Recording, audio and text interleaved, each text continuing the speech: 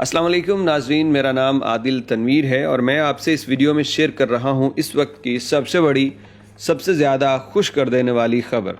मोहम्मद बिन सलमान की लीडरशिप, क्या कहने, कोई सोच भी नहीं सकता था कि ये खामोशी से ये लड़का किस तरफ जा रहा है और अमेरिका की एक पूरी इन्वेस्टमेंट, उसका पूरा खेल और पूरा उसका जो खित्ते को होल्ड करने का सिस्टम है उसको किस तरह बुनियादें उसकी कुरेद के मिलिया मेट कर रहा है। मोहम्मद बिन सलमान बिलाशुबा आज एक कामयाब तरीन लीडर के तौर पे माने जा चुके हैं।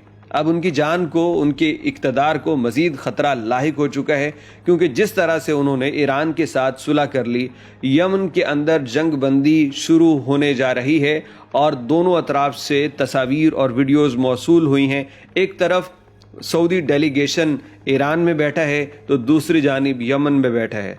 ईरान के अंदर सऊदी अरब का कौंसल जनरल और एम्बेसी खुल रही है और यमन के अंदर कैदियों को छुड़वा के जंग बंदी का ऐलान किया जा रहा है। ये सब कुछ हो रहा है और ऐसे आलम में अमेरिका भला चुप कैसे बैठ सकता था। आपको वॉल स्ट्रीट जर्नल की खबर दे रहे हैं, उन्होंने बताया है कि CIA का चीफ वो हंगामी बुनियादों पर रियाज पहुंचा है और सऊदी अरब आके उसने नागवारी का इजहार किया। सऊदी आला अहदेदारों से मुलाकात में कहा कि ये आप किस तरह से कर सकते हैं, आप ईरान से सुलह कैसे कर सकते हैं, आपकी ईरान से ये जो एग्रीमेंट हो रहा है हमें इस पे तहफ़्फ़ुज़ात हैं। अब इसकी तफसीलात तो आहिस्ता आहिस्ता सामने आएंगी, लेकिन मेरा ख्याल है कि इसकी जवाब में वही तफसीलात होंगी जो कि मोहम्मद बिन सलमान ने जो बाइडन को दी थी।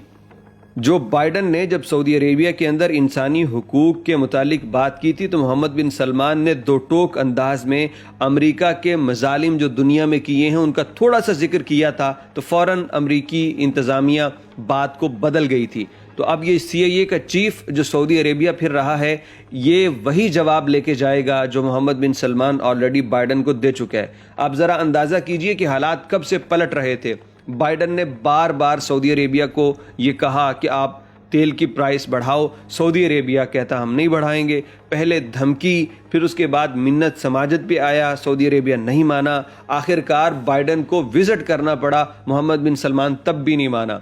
और उसके पीछे वजूहात क्या थी कि मोहम्मद बिन सलमान प्लानिंग कर रहे थे कि हमने करना क्या है, हमने जो अपने हमसाए हैं उनसे दोस्ती को मजबूत करना है और हर साल जो $96 बिलियन का असलहा हम अमेरिका से ख़रीदते हैं हमें उस पर सोचना होगा। तो अब जब ईरान और सऊदी अरेबिया दोनों की जंग नहीं होगी, यमन में भी हौसियों के साथ अमन हो जाएगा, तो उसके बाद डेफिनेटली असर पड़ेगा। इधर सऊदी अरब मज़ीद तरक्की खुशहाली की जानिब जाएगा और उधर वो जो असलहा बेचने वाले थे, वो जो इंसानी खून और जिस्म के लोथड़े बेचने वाले थे, उनका धंधा बंद हो जाएगा।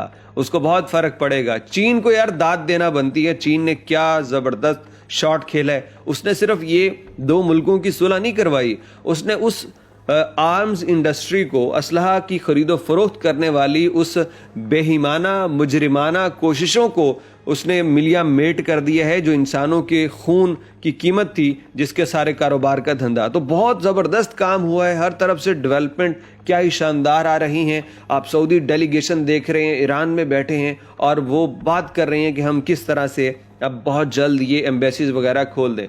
सऊदी अरेबिया में ईरान की एम्बेसी खुलेगी और उधर यमन के अंदर जब अमन हो जाएगा तो पूरे खित्ते को वो जो यूरोप बनाने की बात मोहम्मद बिन सलमान ने की थी कि मुस्तकबिल का यूरोप मिडल ईस्ट होगा, तो वो सच होती ही दिखाई दे रही है। अल्लाह रब्बुल इज़्ज़त अरब मुसलमानों को इत्तेहाद नसीब फरमाए। और तुर्की इस वक्त जो सऊदी अरब की सपोर्ट कर रहा है वो दीदनी है।